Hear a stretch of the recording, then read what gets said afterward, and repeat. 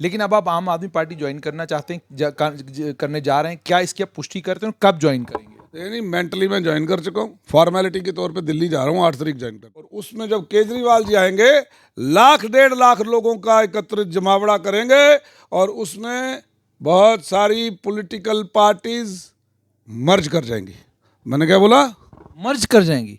मैंने क्या ये बहुत बड़ा शब्द है, मर्ज कर। मैंने क्या बोला आपको? ये याद रखना आप, पॉलिटिकल पार्टीज मर्ज कर जाएंगी आम आदमी पार्टी के बाद। तभी कह रहा हूं, बच्चियां हैं 3 उसकी बेटियां, एक बेटी की शादी है, छत टपक रहा है, लेकिन इस सरकार को, इस जालिम सरकार को, इस हिटलरी सरकार को शर्म तक नहीं आ रही कि गरीब को छत को आप नहीं दे सकते तो हमारे को तो अलाउ कर दे। आपको पता चले आपकी एडमिनिस्ट्रेशन आपसे कितना झूठ बोल रही है। माइनिंग माफिया के कारण लोग दुखी। लिकर माफिया, किस लीडर ने जाके लेफ्टिनेंट गवर्नर के हाथ जोड़े कि जनाब यहां नहीं शराब की दुकानें खोल दो? क्यों खोली? कौन मांग रहा है? एक तरफ बीजेपी कह रही है कि हमें नशा मुक्त समाज चाहिए, ये तो वो हो गया मुंह में राम राम और बगल में छुरी। आप घर घर के पास दुकानें खोल रहे हो, लोग ऑब्जेक्शंस रेज कर रहे हैं कि हमारे घर के पास दुकान नहीं खुलनी चाहिए, लेकिन सिविल एडमिनिस्ट्रेशन सुन नहीं रही है। आम आदमी पार्टी क्या एक विकल्प बन सकती है? राजनीतिक विशेषज्ञों की बात मानी जाए तो एक बड़ा विकल्प बनना तो संभव नहीं है, लेकिन विकल्प तो आम आदमी पार्टी जम्मू कश्मीर में बनने जा रही है। मेरे साथ इस वक्त डीडीसी सुचेतगढ़ तरनजीत सिंह टोनी है। नेशनल कॉन्फ्रेंस में एक ताकतवर लीडर थे, उसके बाद अटकलें लगी कि ये कांग्रेस ज्वाइन करेंगे, लेकिन अब खबर पक्की है कि आम आदमी पार्टी का दामन थामने जा रहे हैं तरनजीत सिंह टोनी। आखिरकार एक मंझे हुए सियासतदान को, सुचेतगढ़ क्षेत्र से एक ताकतवर लीडर को हराने के बाद कोई दूसरी राजनीतिक पार्टी अल्टरनेटिव के तौर पर क्यों नजर नहीं आई और एक लंबे समय तक कांग्रेस से दूरी बनाए रखी। नेशनल कॉन्फ्रेंस में भी पिछले दिनों हड़कंप मचा था कि टोनी वापस ज्वाइन कर रहे हैं। आखिरकार आम आदमी पार्टी ही विकल्प क्यों नजर आई? सबसे पहले तरनजीत जी मुझे ये बताइएगा, कांग्रेस वाले आपके इंतजार में रहे, 2-3 साल आपने उनको इंतजार में रखा, अब नेशनल कॉन्फ्रेंस में हवाएं वापस चलने लगी तो यूं कहा जाने लगा कि शायद Taranjeet Singh Tony National Conference join करेंगे, लेकिन अब खबर जो ये पुष्टि हो रही है कि आप आम आदमी पार्टी का दामन थामने जा रहे हैं। तो इतना लंबे समय तक सोच विचार में पड़े हुए थे और अब जो ये आपने विकल्प चुना है, इसके पीछे क्या बात? नहीं, आपने नेशनल कॉन्फ्रेंस की बात करी तो मैं फारूक अब्दुल्ला साहब की बेहद इज्जत करता हूँ। मेरा सियासी जन्म वहाँ उसी तंजीम में हुआ है। और रही बात कांग्रेस की ये गुटबाजियाँ, ये उनकी जो है वो कभी हमें रास नहीं आए, ना उनकी प्रोग्राम पॉलिसी कोई ऐसी लगी कि वो वाकई गरीबों की मदद करना चाहते हैं या गरीबी को लोगों को उठाना चाहते हैं। तो उसके बाद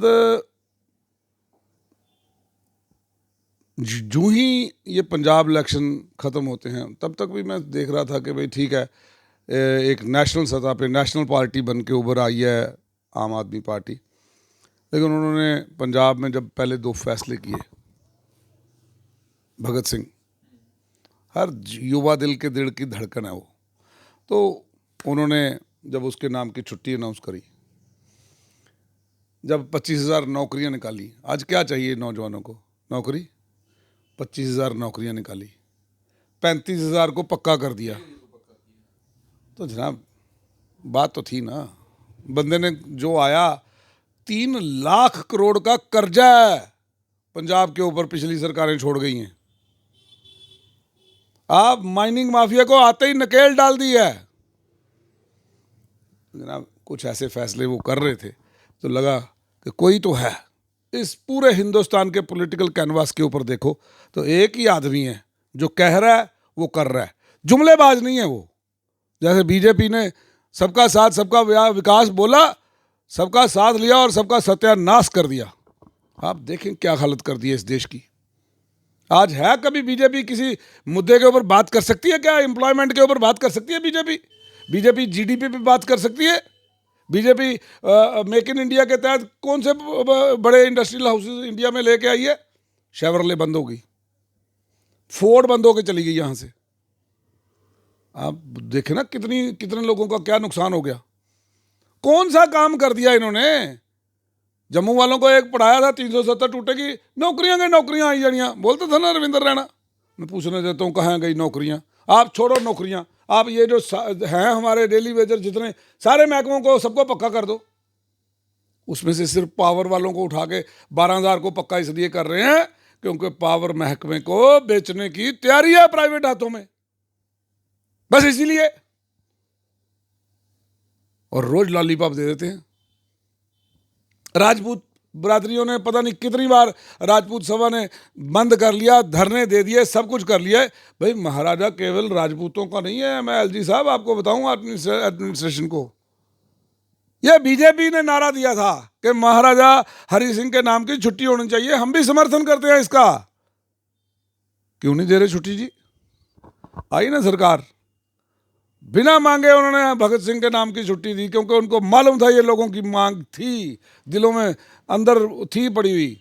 महाराजा हरि सिंह सिर्फ राजपूतों के महाराजा नहीं थे, ही वॉज ए विजनरी महाराजा। और आपको उसकी कदर करते हुए छुट्टी डिक्लेयर करनी चाहिए। शर्म आनी चाहिए एलजी एडमिनिस्ट्रेशन तमाम को, जो आज भी बहाने ढूंढती है, एक छुट्टी नहीं अनाउंस कर सकती। क्या वजह है आपको? सिर्फ ये वोट बैंक देख रहे हैं कि पता नहीं कोई दूसरे तबका नाराज हो जाएगा, ये इनकी असलियत है। जैसे तरणजीत जी आपने कहा कि ये सारे मुद्दे थे, लेकिन अब आप आम आदमी पार्टी ज्वाइन करना चाहते हैं, करने जा रहे हैं, क्या इसकी आप पुष्टि करते हैं, कब ज्वाइन करेंगे? नहीं, मेंटली मैं ज्वाइन कर चुका हूँ, फॉर्मेलिटी के तौर पे दिल्ली जा रहा हूँ, 8 तारीख ज्वाइन कर दूंगा। 8 तारीख को। तो तरणजीत जी सिर्फ आप अकेले ज्वाइन करेंगे या कुछ और बड़े चेहरे हैं जो वहाँ ज्वाइन करने जा रहे हैं? बहुत सारे बड़े चेहरे ज्वाइन करेंगे। 100-150 के करीब सरपंचीज हैं, 30-32 के करीब तो डीडीसी बीडीसी हैं और एक्स लेजिस्लेचर्स हैं। मनकोटिया साहब जाएंगे और बड़े सो जाएंगे, शिंगारी जो हैं जिन्होंने 22,000 वोट लिया था वो जाएंगे, और बहुत सारे बेशुमार सारे लोग जा रहे हैं। श्रीनगर से काफ़ी लोग जा रहे हैं, वो जाएंगे, मिलेंगे। और फिर उसके बाद हम वहाँ पे केजरीवाल जी से दरख्वास्त करेंगे कि महीने 1.5 तक एक उनका टूर रखेंगे यहाँ पर। और उसमें जब केजरीवाल जी आएंगे, 1.5 लाख लोगों का एकत्रित जमावड़ा करेंगे और उसमें बहुत सारी पॉलिटिकल पार्टीज मर्ज कर जाएंगी। मैंने क्या बोला? मर्ज कर जाएंगी। मैंने क्या बोला? ये बहुत बड़ा शब्द है, मर्ज कर। मैंने क्या बोला आपको? ये याद रखना आप, पॉलिटिकल पार्टीज मर्ज कर जाएंगी आम आदमी पार्टी के बाद। तभी कह रहा हूं कि सुनामी आएगी उसकी। ये 50 के पार कर रहे हैं ना बात, 5 उड़ जाएगा, 0 रह जाएगा बीजेपी का। ये हालत होगी। लोगों ने मजबूर कर दिया जी, लीडरों की अपनी मर्जी नहीं चल रही। वो जा रहे हैं गांव में, वो कह रहे हैं जाओ जी पहले आम आदमी पार्टी को ज्वाइन करके आओ। अच्छा, मुझे तरणजीत जी ये बताइएगा, इसकी बड़ी वजह क्या है? कहाँ कहाँ पर विफल हुई है भारतीय जनता पार्टी? इस वक्त लेफ्टिनेंट गवर्नर का प्रशासन किस किस जगह पर आपको लगता है विफल हुआ है, नाकाम हुआ है, जिसके चलते आपको ये लगता है कि लोग, देखिए एक तो हकीकत है कि लोगों ने भारतीय जनता पार्टी को भारी मतों से जिताया था और पहली बार जम्मू कश्मीर में भारतीय जनता पार्टी की सरकार बनी थी। अब वही लोग अगर आज आपसे कह रहे हैं कि आप आम आदमी पार्टी ज्वाइन करिए, बाकी नेताओं से कह रहे हैं, तो क्या फैसले हैं जिनको लेकर आपको लगता है कि लोग इतने नाराज? आपने बहुत अच्छा सवाल किया है। मैं आपको ये बता दूं कि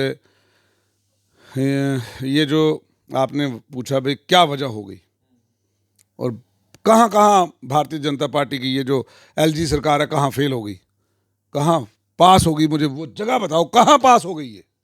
ये हर मुद्दे पे फेल हो गए। इस एलजी सरकार ने माइनिंग माफिया ला रखा है यहाँ जम्मू कश्मीर के अंदर।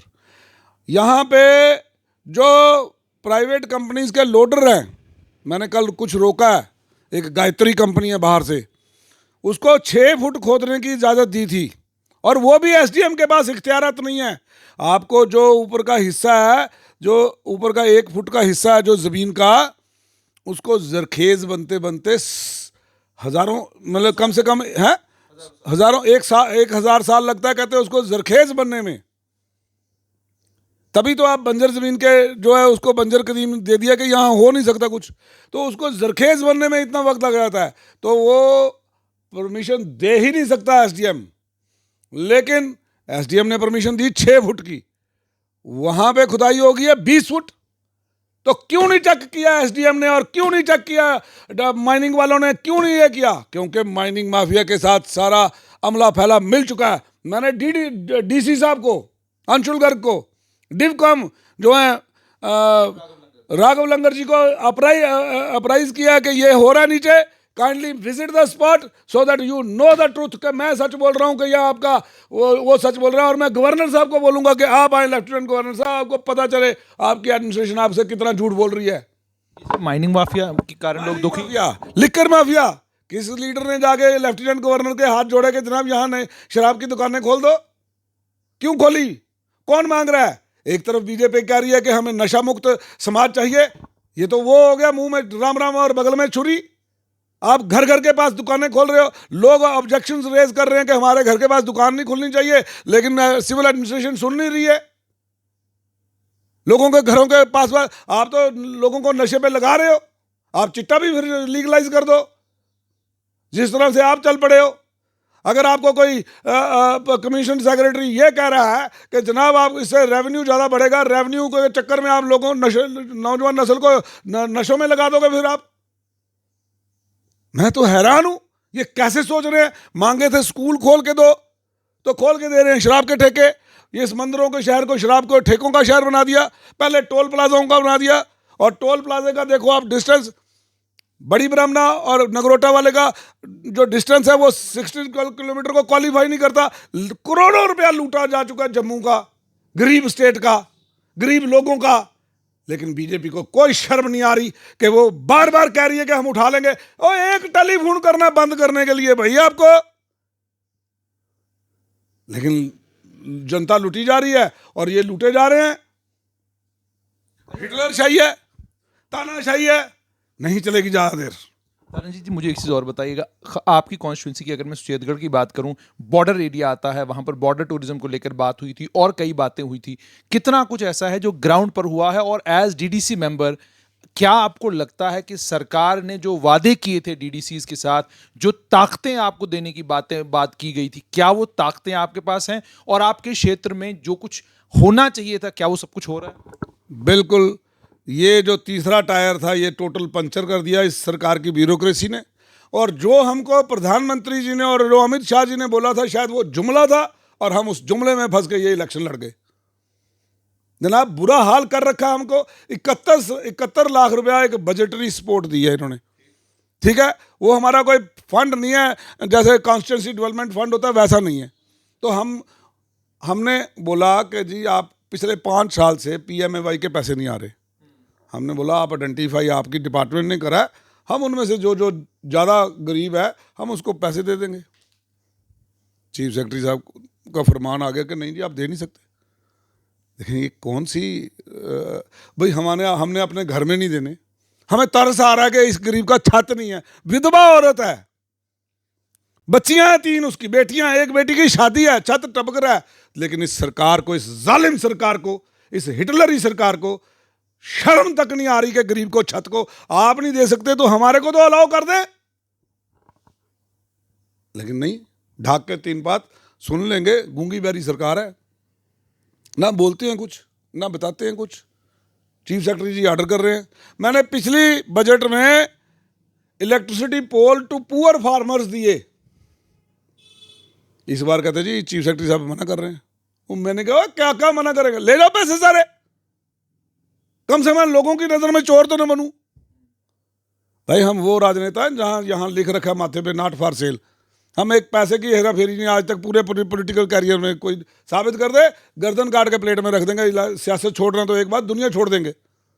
हम कह रहे हैं हम तंग आ गए हैं यार, हमारा अंदर दम घुट रहा है। मैं अपने गरीब वोटरों को देख के कुछ करना चाहता हूं लेकिन कर नहीं पा रहा हूं, हाथ बांध रखे हैं पीछे।